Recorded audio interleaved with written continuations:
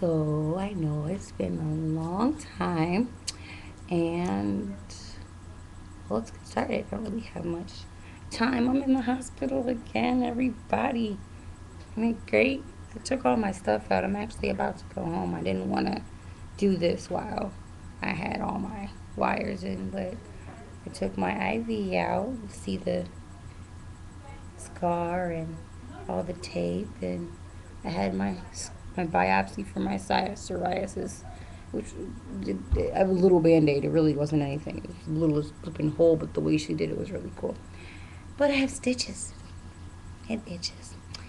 Anyways, I got a lot of positive feedback from the first video, and I wanted to go ahead and keep this thing going. I got a couple requests, but I'm going to go ahead and address one that really stood out to me. My story. They wanted to know.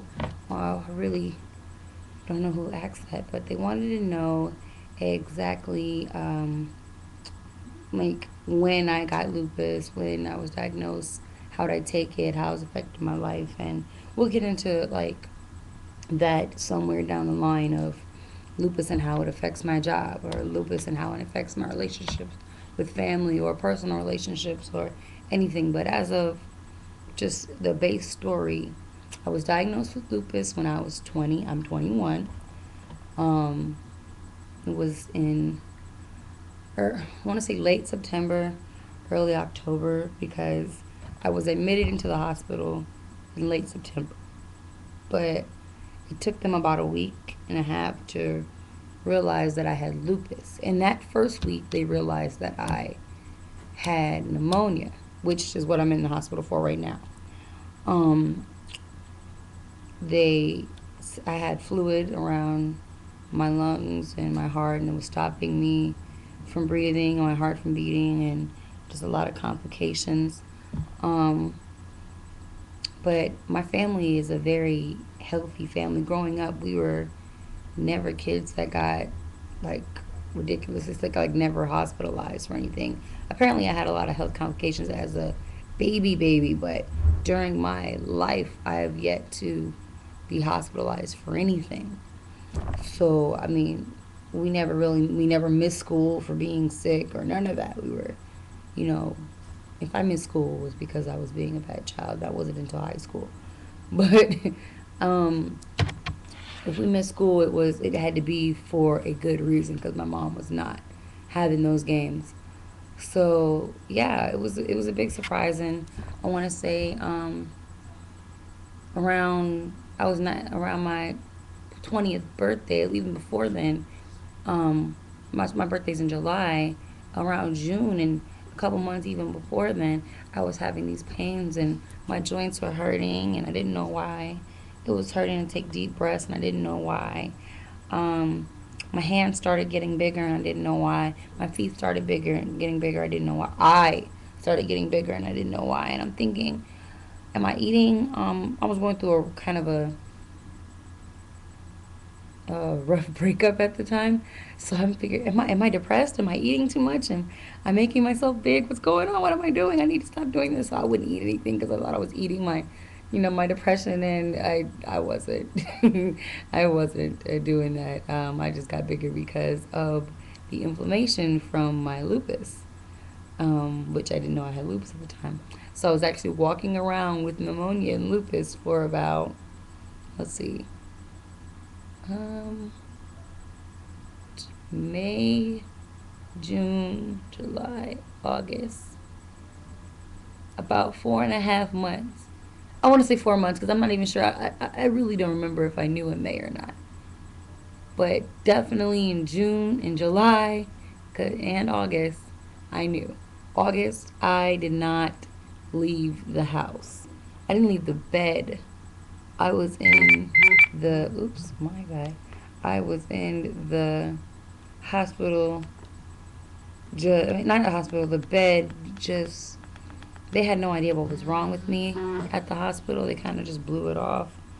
Um, and they gave me Percocets. So I would take the Percocets and go lay down. I didn't do anything. So that all of August, I was high on Percocets. then I got this serious pain that I just couldn't handle anymore. And I went. And they said, you have pneumonia. And they gave me these antibiotics, and they said, take these and you'll be fine. Take these at home patient. You should be good. So I went home and I take them, and it makes me throw up. So I go back.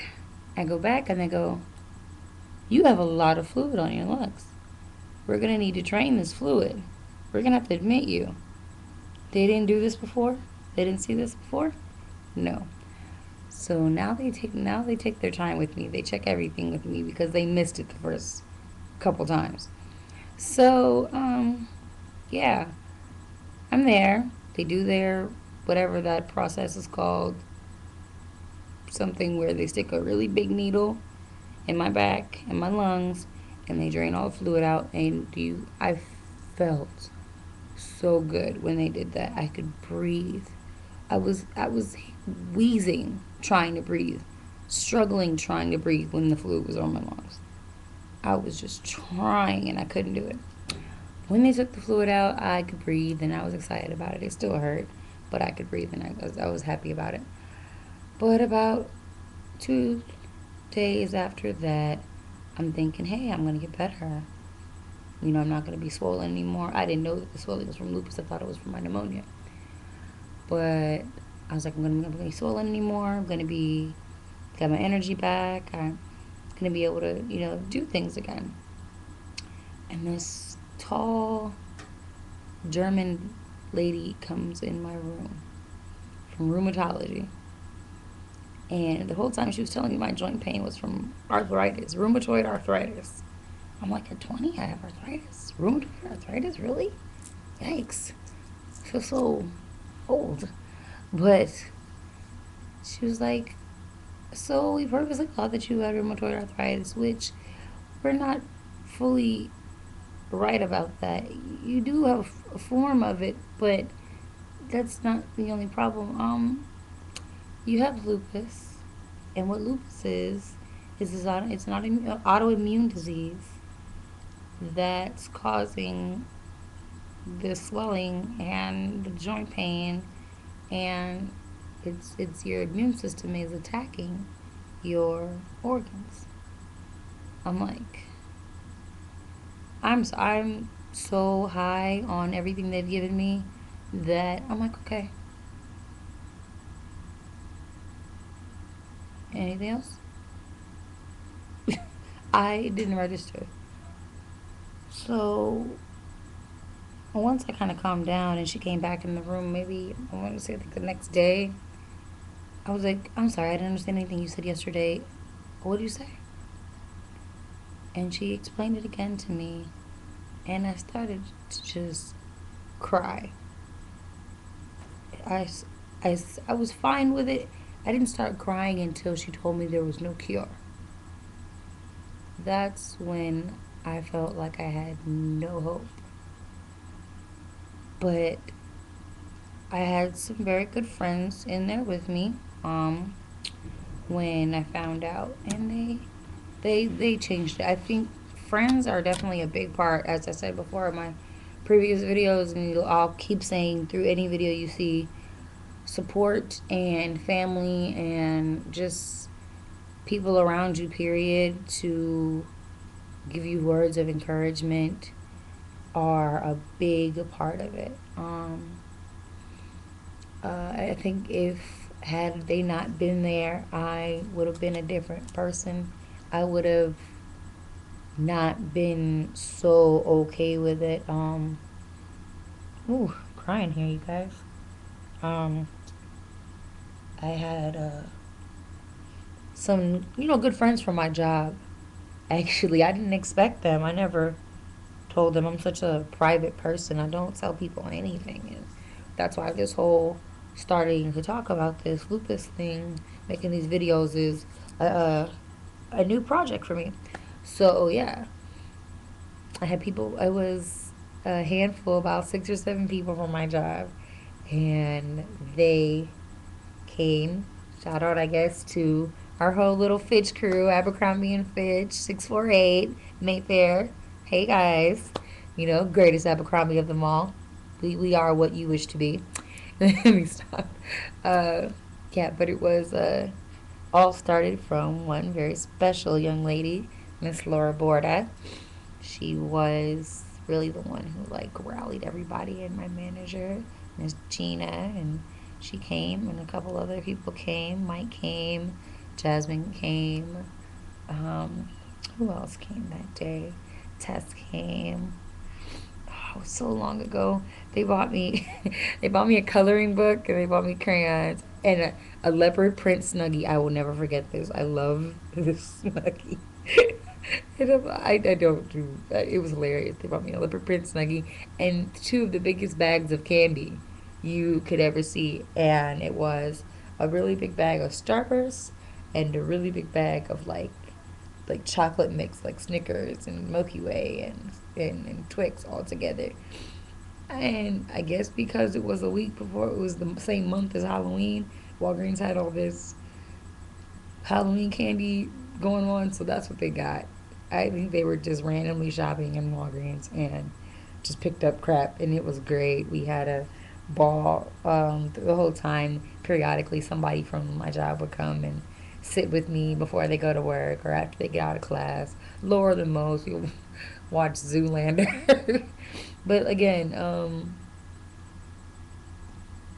I think if they hadn't been there, I would have spent the whole time crying, because there were times when I was alone and I was just sitting there thinking, why me? Why lupus? Why what I do? How'd I get this? Um, my life is over. What am I gonna do? I can't work. I can't do anything because I felt like this pain that I was having was never gonna go away. So how am I supposed to work? How am I supposed to do anything?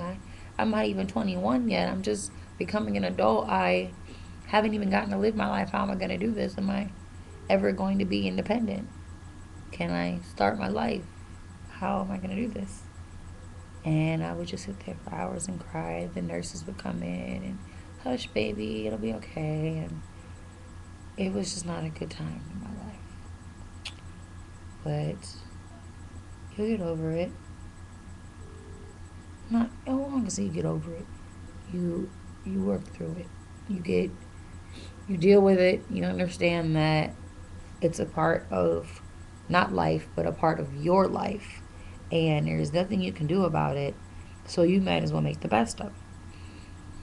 So I started to try at first. It was a little, and I still kind of am in denial about it, because of some things that my mom kind of instilled in me. But I was in a little bit of denial about it. I'm still learning things about it. But I started to try to eat healthier. I started to, I was on a schedule with my medicines. Like, wasn't playing. I didn't want that feeling that I had that whole month of August and July where I was just big and I didn't move. And oh man, that pain, I never want that pain again.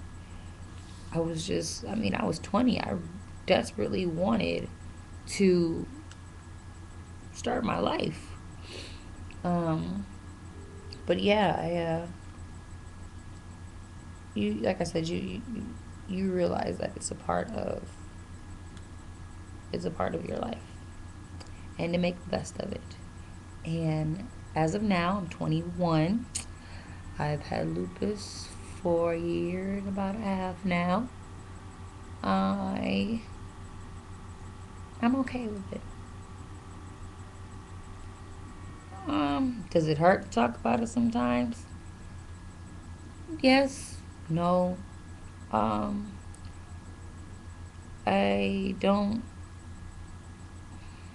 It hurts to talk about it with people who you look in their face and you understand that they care about you so much, and they hear about what it is, and the fact that there's a possibility of death, or that you're going through so much pain, and if you don't go through it with a smile, then how do you expect anybody else around you to take it? And if I'm crying and weeping about it, I know my sister's gonna cry and weep about it. I know my nephew's gonna cry and weep about it. My niece, my mom, my anybody who loves